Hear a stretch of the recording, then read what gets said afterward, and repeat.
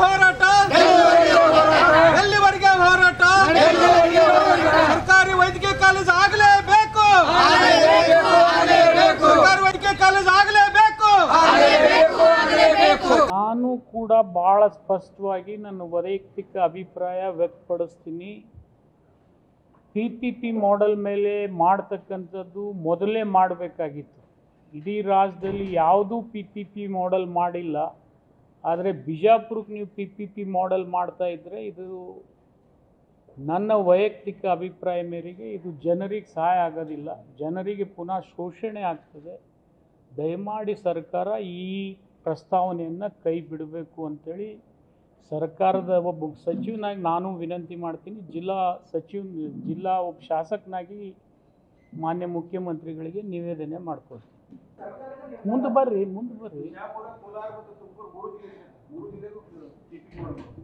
ಇಷ್ಟೆಲ್ಲ colleges private ಮಾಡಿ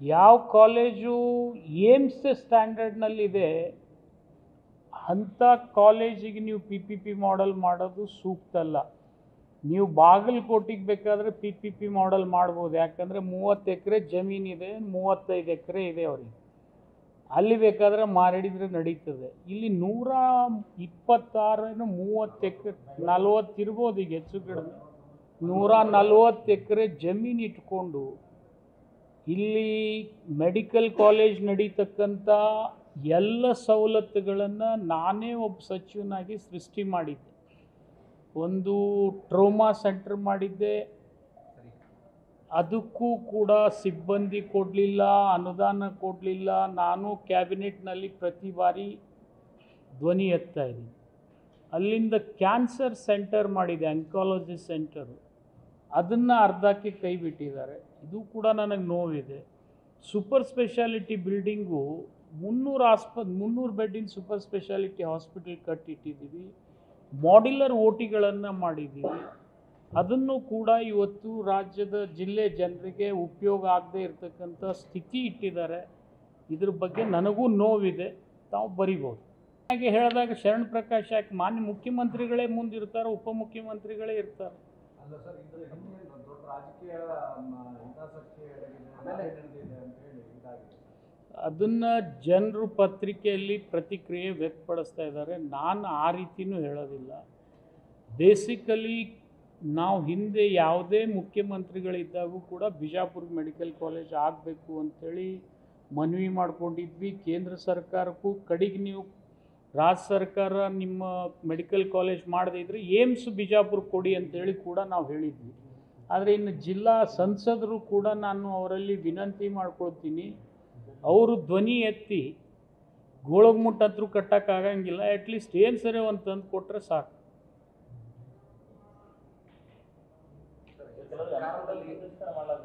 ಹಾಂ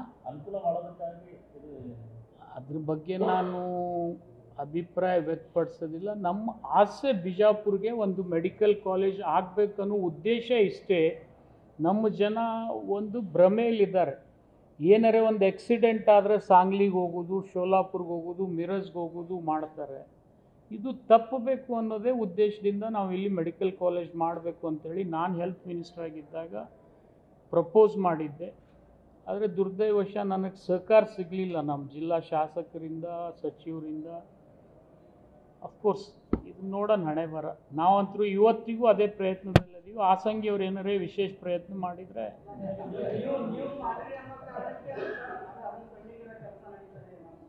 ಇರ್ಬೋದು ಅದನ್ನು ಇದ್ದರೂ ಅವರಲ್ಲಿ ನಾನು ಹೇಳ್ತೀನಿ ನೀವು ಯಾರ ಹೆಸರು ಹಾಕ್ತೀರಿ ಹಾಕ್ರಿ ಆದರೆ ಬಿಜಾಪುರದಲ್ಲಿ ಕಾಲೇಜ್ ಮಾಡಿ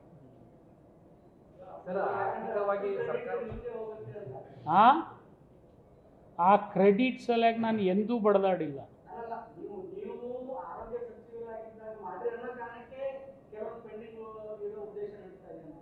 ನನಗೂ ಹಂಗೆ ಅನ್ನಿಸ್ತಾ ಇದೆ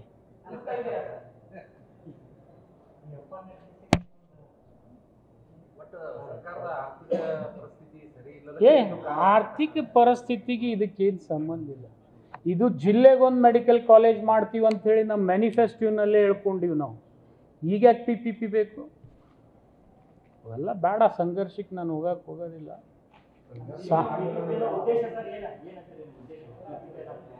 ನಾನು ಏನಿಲ್ಲಪ್ಪ, ನನಗೆ ಇಷ್ಟೇ ಈಗಲೂ ಮುಖ್ಯಮಂತ್ರಿಗಳಿಗೆ ನಿಮ್ಮ ಮುಖಾಂತರ ಉಪಮುಖ್ಯಮಂತ್ರಿಗಳಿಗೆ ನಾನು ವಿನಂತಿ ಮಾಡ್ಕೊಳ್ತೀನಿ, ಪ್ರಾರಂಭದಿಂದನೂ ಏಮ್ಸ್ ಆದರೂ ಬಿಜಾಪುರಕ್ಕೆ ಬರಬೇಕು. ಯಾಕಂದರೆ ಅದು ರಾಯಚೂರಕ್ಕೆ ಹಿಂದೆ ಬಂಗಾರಪ್ಪನವರು ಓಪೆಕ್ ಕಾಲೇಜ್ ಮಾಡಿಕೊಟ್ರು, ಓಪೆಕ್ ಮೆಡಿಕಲ್ ಕಾಲೇಜ್ ಮಾಡಿಕೊಟ್ರು, ಓಪೆಕ್ ಹಾಸ್ಪಿಟಲ್ ಮಾಡಿದರು. ಅಲ್ಲಿ ಅವರು ಒಂದು ಹಂತದಲ್ಲಿದ್ದಾರೆ. ಧಾರವಾಡದಲ್ಲಿ ಸಿಕ್ಕಾಪಟ್ಟೆ 2-3 ಮೆಡಿಕಲ್ ಕಾಲೇಜ್ ಇದ್ದಾವೆ, ಫೆಸಿಲಿಟಿ ಇದೆ. KMC is the biggest hospital ಇನ್ ಕರ್ನಾಟಕ. ಅಲ್ಲಿ IITನೂ ಇದೆ. ಆದರೆ ಇಡೀ ಉತ್ತರ ಕರ್ನಾಟಕದ ಕೊನೆ ಜಿಲ್ಲೆ ಇದು, ಮಹಾರಾಷ್ಟ್ರ ಗಡಿಗೆ ಹೊಂದ್ಕೊಂಡಿರ್ತಕ್ಕಂಥದ್ದು. ಇಲ್ಲಿ ಯಾವುದೇ ಫೆಸಿಲಿಟಿ ಇಲ್ಲದೆ ಇರೋದ್ರಿಂದ ಬಡವರು ಏನಾಗ್ತಾ ಇದೆ ಅಂದರೆ ಮಿರಜ್ ಸಾಂಗ್ಲಿ ಮೇಲೆ ಅವಲಂಬಿತರಾಗ್ತಾ ಇದ್ದಾರೆ. ಇದು ದುರ್ದೈವ. ಜೊತೆಗೆ ನಾನು ಇನ್ನೂ ಒಂದು ಸಾಧನೆ ಮಾಡಿ ತೋರಿಸಿದೆ. ಏನಪ್ಪ ಅಂದರೆ MCH ಹಾಸ್ಪಿಟಲ್ ಬಿಜಾಪುರ್ನಲ್ಲಿ ಇರಲಿಲ್ಲ ಮೊದಲು. 150 ಬೆಡ್ಡೆಡ್ MCH ಹಾಸ್ಪಿಟಲ್ ಮಾಡಿದ ಮೇಲೆ ಇಡೀ ಬಿಜಾಪುರ ಬಡವರಿಗೆ ಅದು ಅನುಕೂಲ ಆಯ್ತು. ಇವತ್ತಿಗೂ 30ರಿಂದ 35, 40, 50 ಹೆರಿಗೆಗಳು ಕಾಯ್ತಾ ಇರ್ತಾವೆ. ಅಷ್ಟು ಜನ Bijapur civil hospital has been recognised as a best hospital in state MCHನಲ್ಲಿ. ಮತ್ತು ಒಂದು ಸರ್ತಿ ಸೆಕೆಂಡು ಫಸ್ಟು ಕೂಡ ಬಂದಿದೆ. ಅಂಥ ಆಸ್ಪತ್ರೆ ನಮ್ಮ ಕೈಯಲ್ಲಿ ಇದ್ದಾಗ ಮತ್ತು ಎಲ್ಲ ಇನ್ಫ್ರಾಸ್ಟ್ರಕ್ಚರ್ ಬಿಲ್ಡಿಂಗಿಗೂ ನಾವು ಹೆಚ್ಚು ಕಡಿಮೆ 390 ಕೋಟಿ ಖರ್ಚು ಮಾಡಿದ್ದೀವಿ.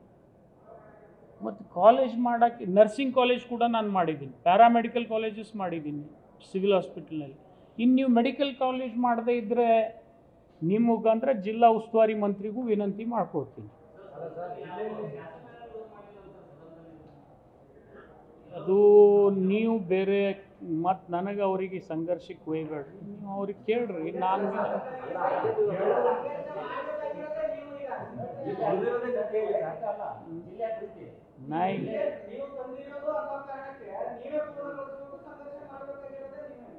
ಓಕೆ, ಅದರಲ್ಲಿ ಏನಿದ್ರೆ ಮಾಡೋಣ, ಅದಕ್ಕೇನಿದೆ.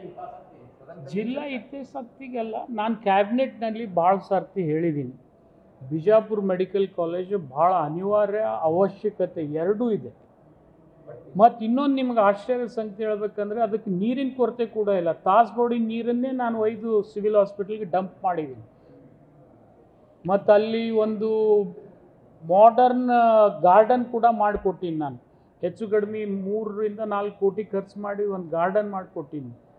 ಅಷ್ಟು ಫೆಸಿಲಿಟಿಯಲ್ಲಿದ್ದಾಗ ಅಲ್ಲಿಂದ ಆಯುರ್ವೇದ ಆಸ್ಪತ್ರೆನೂ ಕಟ್ಕೊಟ್ಟೀನಿ. ಆಯುರ್ವೇದ ಆಸ್ಪತ್ರೆ ಬಿಲ್ಡಿಂಗ್ ನಾನೇ ಉದ್ಘಾಟನೆ ಮಾಡಿಲ್ಲ, ಅವರೇ ಮಾಡ್ಕೊಳ್ಳಿ, ನಂದು ಅಭ್ಯಂತರ ಇಲ್ಲ.